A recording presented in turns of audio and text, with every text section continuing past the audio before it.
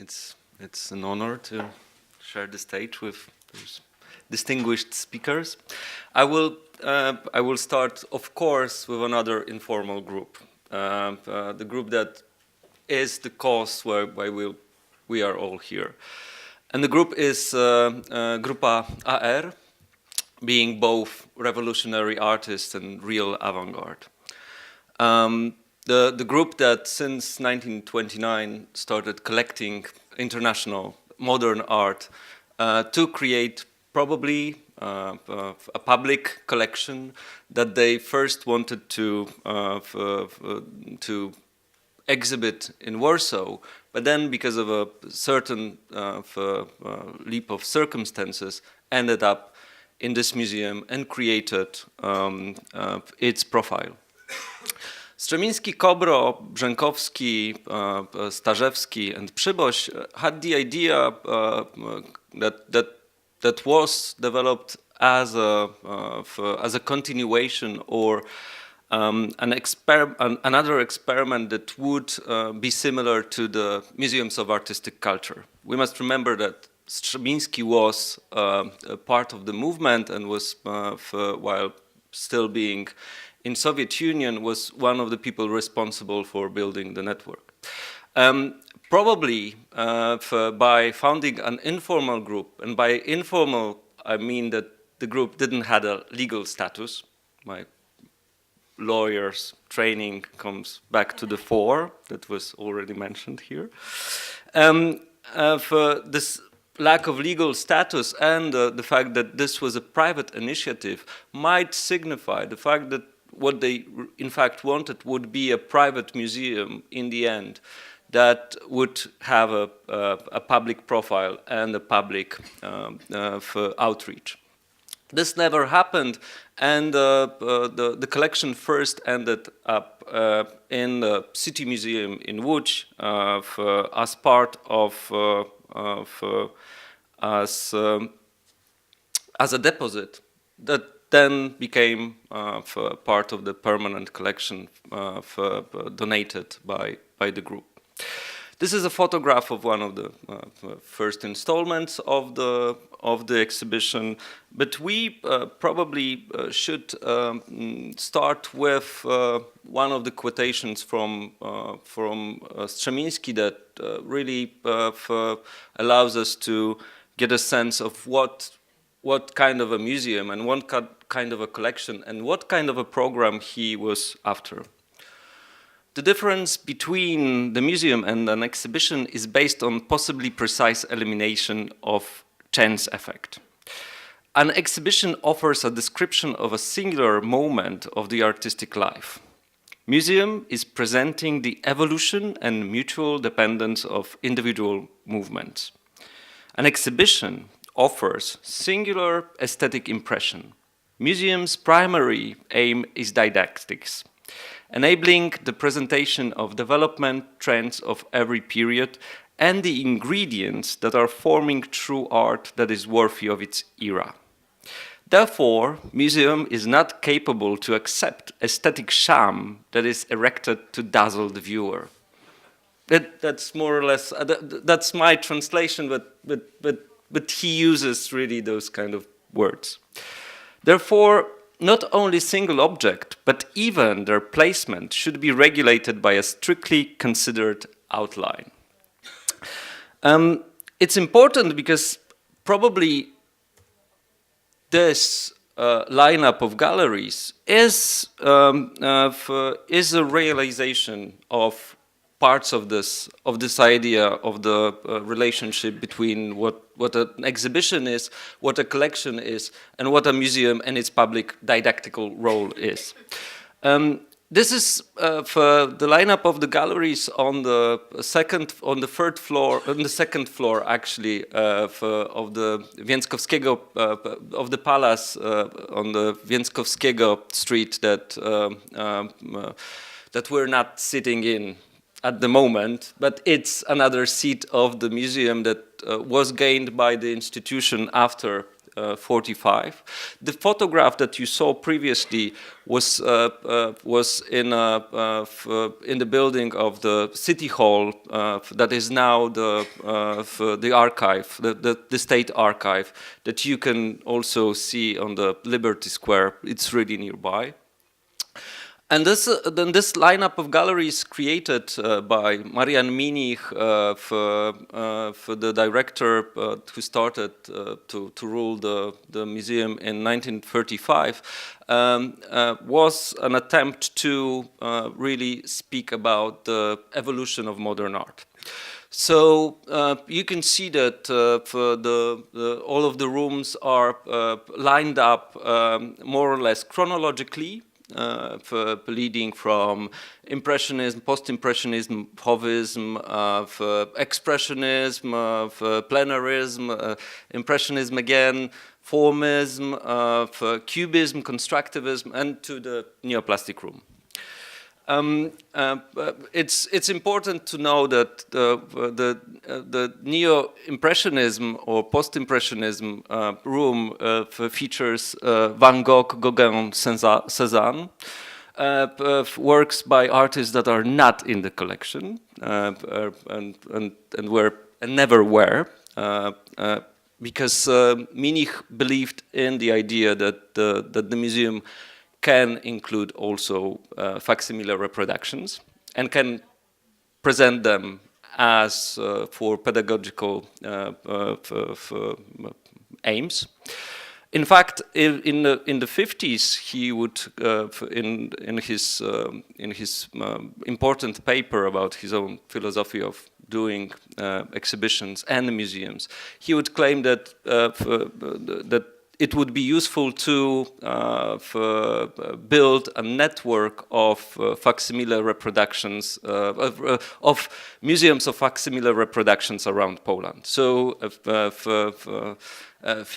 filias of the Museum Sztuki could be placed anywhere. I mean, maybe he was inventing internet or whatever. But that was still the moment when the originality could be at question. I will return to that later, the originality of the object.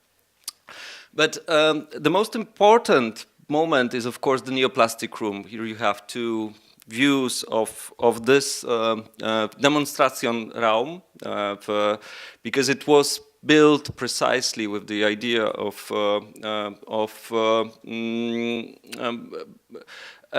grasping something similar that Alexander Dürner and Lisicki was aiming at with their room. And the next room that was planned, the Moholy Noc, Art of the Present room. While this, as you could see, was placed at the very peak of the narrative. So it's the final moment of modernity and the full fulfillment of the promise given by the modernity. But of course, as a lot of theological attempts, this has a fatalistic moment, to be sure. If I can reconstruct the reasoning of Strzemiński, I think that the restaging of the neoplasticism, a long gone and long dead movement, to be precise, was a reinstating a lineage of the art that was broken by the Second World War, a renewal and a closure and a renewal at the same time. A late work of neoplasticism and an early work of a new community. To my mind, it's also a staging of a community of sorts, a general intellect of the first avant-garde, staged to ensure that the aims are still at stake, and that this world needs rebuilding through the new art. So, but Neoplastic Room has a peculiar history. it is there only for 2 years. Probably it was painted over and works of 19th century realism were installed inside for around 10 years. In the meantime, Strzemiński passes away, and in 1960, the room can be reconstructed. Jarosław Suchan doesn't like the notion of reconstruction in relation to this room, because it's not actually a reconstruction. We might call it also a conservation of something that is already there, because it's the room and not the room at the same time. It is reconstructed or conservated by Utkin, one of the students of Strzemiński, with help from Marian Minich, the director himself. The first photo on the left is the only photo that we have of the original state of the room. This is one more view of it, but this moment of the final suspension of the flow of time, the room was there for eternity, probably. It's the narrative wouldn't change. It was meant to stay there forever, to house the experience of the modernity itself, which is quite different than the idea of this famous image from one of the famous metaphors of Alfred Barr Jr., the first director of MoMA. The torpedo in time was meant to pass through time, literally, and signify those 50 years that were to be significant as modern art, being contemporary art also of that moment, being the art that MoMA would be interested in. All of the pieces that were older would end up in Metropolitan Museum as the art of the past. And of course that never happened, because this torpedo appeared to be made of rubber, and the tail kind of stuck in one moment of time, and then it got enlarged. Just like for Strzemiński, the ending moment was kind of stuck. There was no room for future movements, and of course, the Neoplastic Room hence is an opportunity and a burden at the same time, because it tells a very particular story that can't be changed, that can't be renewed, that has to be reperformed and reperformed each year after year, decade after decade, with the same fatality embedded in it through the significant moment of 1950 and then renewal in 1960. The drawings you see are the drawings made by Utkin for the reconstruction purposes or conservation purposes, and the photographs of the walls are made recently when the conservators really dug deeply into the walls to see what were the exact colors used by Strzemiński. And so the problem is that this is a paradoxical object, an object signifying the future that never came, signifying also the past that never fulfilled its promise, modernity that was contemporarity at the same time.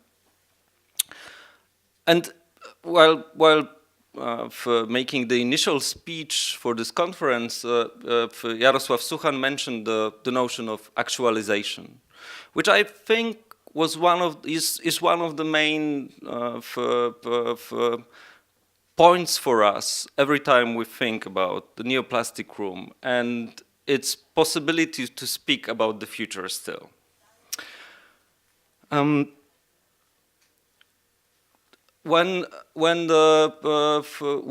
MS2 was about to be opened, there was a discussion if the Neoplastic Room should be rebuilt in MS2 instead of staying at MS1 to be joined by the collection. For some of you might not be able yet to see the 3 floors of the collection of the institution that we house here under the title Atlas of Modernity, but you will notice that the Neoplastic Room is absent. And it's absent for a reason, because the theological structure of the collection show that Minich staged wouldn't allow for juxtapositions that we are staging now with the usage of the anachronological structures, I would say. So the placement of the Neoplastic Room stayed the same, but the whole environment changed. Instead of staging the once told and retold story as a ritual, the institution tried to look at the 20th and 21st century as a combined object, an object that where individual artworks are sharing space, being contemporaneous with each other. These are 2 works that are speaking about this renewal. Since the Neoplastic Room is relieved of the burden of being fought as the final moment of modernity, then it can serve different purposes. And also the collection is relieved of a burden of being parts of the narrative that leads to this final moment. The piece on the left is a piece by 2 artists, by Daniel Buren, and the paintings inside are by, or reliefs are by Henryk Starzewski. The piece was constructed in 1985 at Moderna Museum in Stockholm and was reconstructed recently in the museum. Buren and Starzewski deliberately were thinking about the Neoplastic Room as a point of reference for Buren to construct the caban to show the works of Starzewski. And this was precisely the piece that the museum was after, or one of the pieces that the museum was after. Instead of looking at the Neoplastic Room as a final moment, it looks as if it's a renewal of a narrative. The first point of reference that then can be mutated into different elements. And the constant work of bringing new ideas into the Neoplastic Room that can be based on the constant rethinking or re-evaluation of its values continues. Just a week ago, we've opened a new room with the works of Céline Condorelli, an artist that we work with for a few years now. It started with commissioning her to write a piece about the Neoplastic Room, and then grew into the works that she constructed on her own, that we later on acquired for the collection, and became really meaningful to stage them at the Neoplastic Room exhibition. And so the works, the Atlas of Modernity, it again stages the lack of the Neoplastic Room, for example. It references the initial spaces of avant-garde art. Here, the last futurist exhibition. This is not the original and not the original objects. These objects are not even pieces of art. They couldn't be. And the Kazimir Malevich is another Kazimir Malevich that lived in Belgrade at the time. who was, by the way, not even an artist, because this otherwise would be an act of plagiarism. So this, again, there's a legal voice in me that says, okay, but come on, this is in the collection. So what do you mean by this not being a work of art? Yes, it is in the collection, and we had to really be flexible and elastic to speak to the Ministry of Culture about the fact of including this set of works in the otherwise collection known as for being an art collection. Anyway, but it speaks about the lack of the Neoplastic Room as such. It also speaks about the lack of the revolutionary art of the Soviet Union at the same time.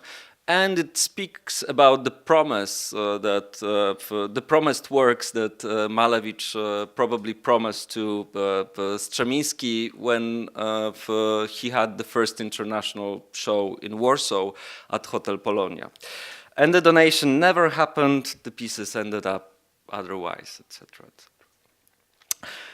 But as you can see, this is achronological or anachronological first work that really opens the piece. It appears as if it's a déjà vu of something different, but comes from a very different moment in time. This is 1985, and we're speaking about something that the not artist himself claims to be a meta-original, which in fact for him is even worth really more than the original itself, because it contains the original and an extra surplus value of the thing that it's being a meta-original.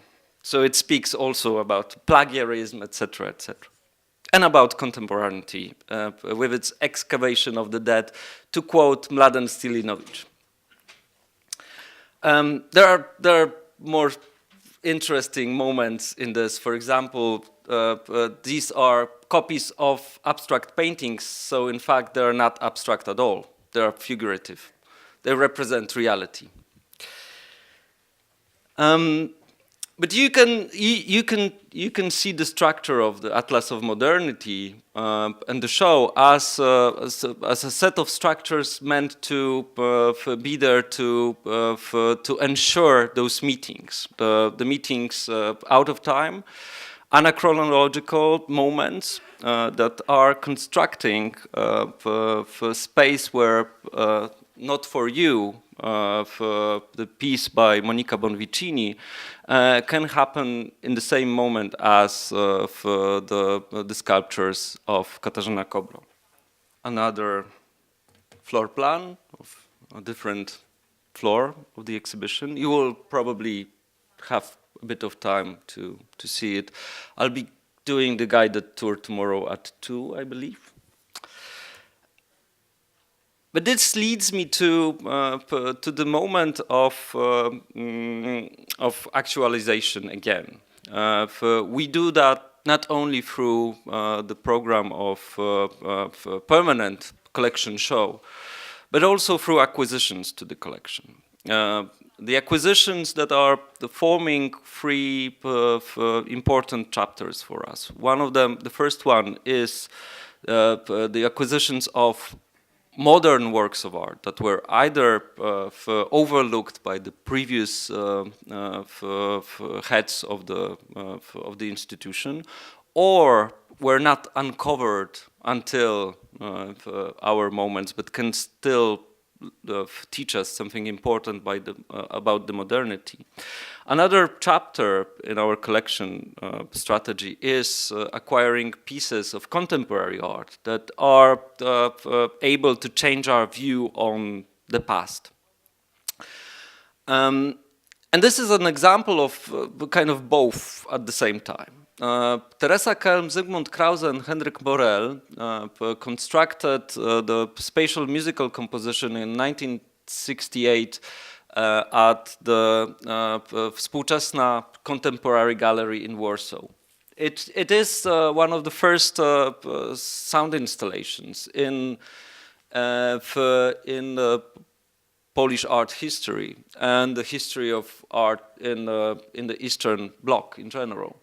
It's a very simple, seemingly structure. You can see that there are 6 booths with different colors of light and different sounds, different soundtracks that are being projected inside. So that you can see the arrows. A freely moving individual can construct his or her own piece of music by just roaming freely through these.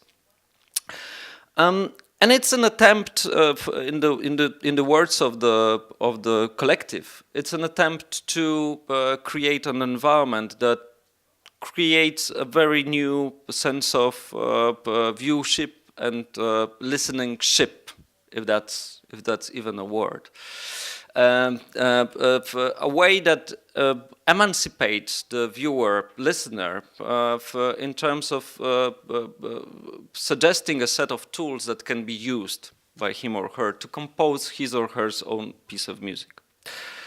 We've reconstructed the spatial musical composition a few years ago, and for an exhibition entitled Sounding the Body Electric, and I will put a bit of that for you.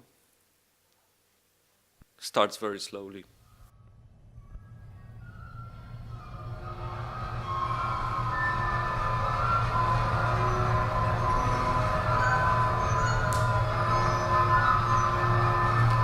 It's a walkthrough, so you can hear also the noises.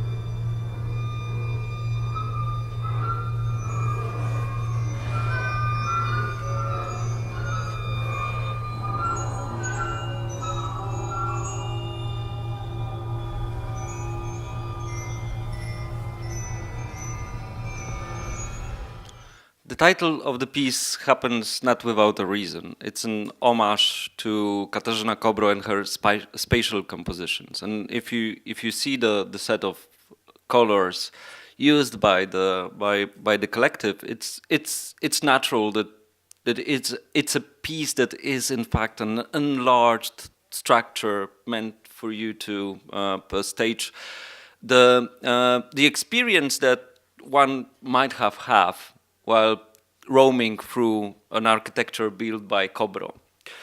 But it's also an homage to Władysław Strzemiński. Zygmunt Krause, one of the creators of the piece, coined the notion of unistic music. A music that was a way of composing so that all of the information are presented in the first moments of the composition and then further developed. Just like without any tensions, without any moments of dynamics throughout the piece. Just like in unistic paintings of Strzemiński. So suddenly, this uncovering of a lost experience from 1968 was allowed us to grasp something that might have been overlooked for years in both works of Kobro and Strzemiński. Just like for another example of an artistic investigation or research-based practice by another artist from that started his career in the 60s, taught us about Kobro pieces. This is a fragment of Józef Robakowski film that is probably was seen as a proper documentary on artists, but the way that he uses the reconstruction actually of the Kobro hanging sculpture or hanging construction seems to be informed by the art of the 60s, mainly kinetic art and the pieces like that.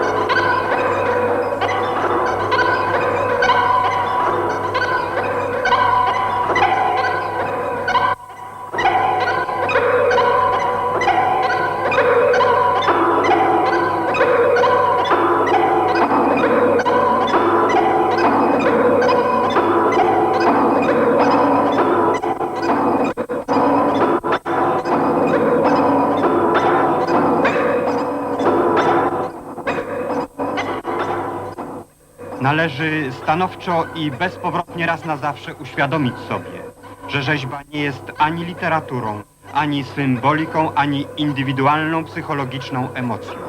Rzeźba jest wyłącznie kształtowaniem formy w przestrzeni. Bryła jest kłamstwem wobec istoty rzeźby, ponieważ ją zamyka i oddziela od przestrzeni. Obecnie bryła należy do historii. Jest piękną bajką przeszłości. Wartość dzieła sztuki nie zależy od jego podobieństwa do natury lub wytworu techniki.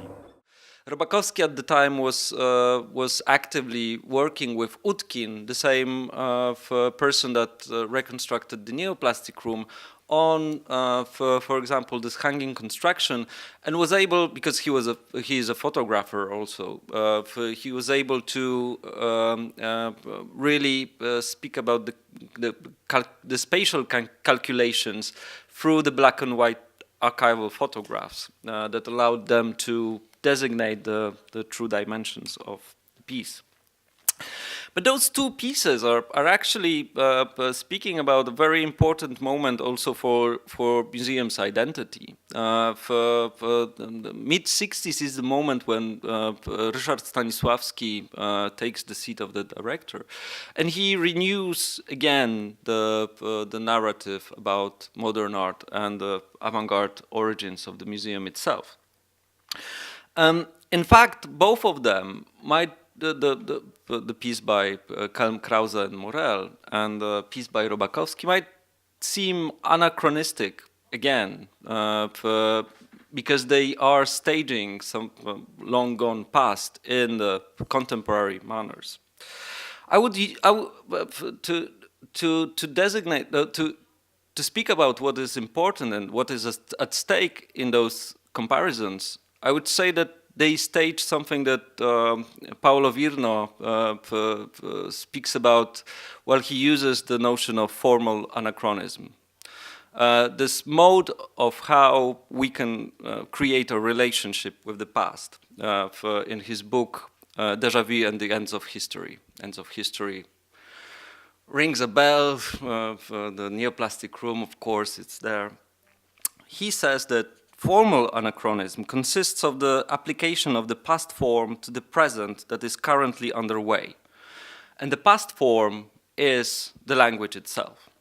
Then he makes a comparison with this rightful anachronism, as he calls it, with a wrongful anachronism that is real anachronism in his own take, which is the past form that is systematically reduced to the past fact, and the present provides only a copy of it.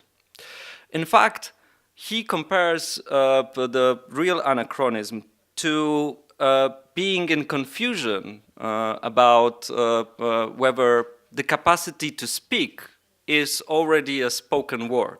I mean, spoken word being somebody already made this utterance that we can only repeat as a ritual, religion, or real anachronism. Hence, this collection of different moments that are restaging the past instead of trying to grasp what the past really was are more fruitful maybe for our own conversations here. And that's why the anachronism of staging the Atlas of Modernity instead of a chronological narrative is more fruitful. Some other examples of this kind of investigations through acquisitions for the collection is Katalin Ladik, The Green Sleeve. This is the graphic score that the artist sets into motion through song and poem. That of course again speaks about this inevitable correlation between bodily performance and the rhythmic structures that Katarzyna Kobro would speak about. Or Komar and Melamid, super objects, super comfort for super people, that are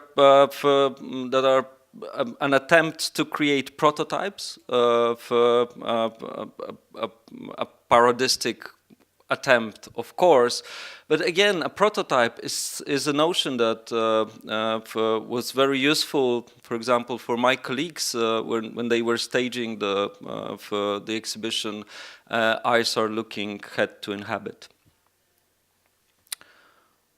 And then the Atlas of Modernity allows one to really grasp the achronological structures through juxtapositions of pieces. The Ali Kazma Jean Factory is a piece that speaks about the relocation of the textile industry. But once juxtaposed with the Unemployed by Władysław Strzemiński, it also starts to speak about what happened through the 20th and 21st century with the textile industry in Łódź, and in general with the relocation of the bodies inhabited by the capital. Susan Healer for Die Gedanken sind frei, a jukebox full of revolutionary songs, again stages a very different relationship with the Kobro rhythmic structures and the musicality of the original pieces of the Polish avant-garde. Or pieces by Tamas Kosas, an artist with whom we have a long-standing relationship with, also are speaking about the inevitability of art founding a new myths and new solutions for future societies. After being acquired for the collection, Tamas Kosas's pieces were also presented at a grand monographic exhibition entitled The Exercises in Autonomy, curated by Joanna Sokołowska. And then this conference is also an attempt to conclude a very specific story that was referenced here already, 100 years of the avant-garde, and what is in fact this paradoxical notion of the heritage of the avant-garde. Again, we're trying to implement the anachronological way of thinking about what avant-garde could be into staging a series of exhibitions that are mostly of historical content, but are constructed in a way that the contemporaneity sees through them. The first one was Moved Bodies, the choreographies of modernity by Katarzyna Swoboda, that looked at Katarzyna Kobro in relation with the modernistic practices of choreography, Laban, for example, and different moments that really allowed us to see how contemporary was the practice of Kobro. The Museum of Rhythm that I curated together with Natasha Ginwala, an essayistic structure that spoke about the ideologies of rhythm and musicality in modernity. The Superorganism, the Avant-Garde and the Experience of Nature by Alexandra Jach and Paulina Kurz-May, an exhibition that was having only historic material, but was looking at it from the standpoint of the development of natural sciences today, so genetics and environmental studies, for example. Enrico Prampolini, Futurism, Stage Design and the Polish Avant-Garde Theater by Przemysław Strożek, was looking at the avant-garde art related to the theater and performance art. Montages, Deborah Vogel and the New Legend of City, that is curated and it's still on by Andriy Bojarov, Paweł Polit and Karolina Szymaniak, is using the figure of literary critic and philosopher Deborah Vogel to speak about the experience of modern city and the society of Lviv-based artists. And finally, the organizers of life, the style of the Polish avant-garde and design, curated by Paulina Kurz-May and Anna Saciun-Gąsowska, created a stage where Polish design met the style movement and the neoplasticism, returning us once again to the Neoplastic Room as the heart, the still beating heart of the institution. This, as you can see, that all of this exhibitions might sound marginal on their own. Like there are attempts to make a map of the modernity might sound, the problems that they consider might sound marginal, but they are all taken from the perspective of contemporary moment to construct a set of views on modernity that can really reinvigorate our feeling of their inventions and discoveries. Hence, the final moment of reconsideration of the collection and the collecting of the radical is the final moment of the celebrations of the 100 years of the modernity, and opens the stage for different experiences. Thank you.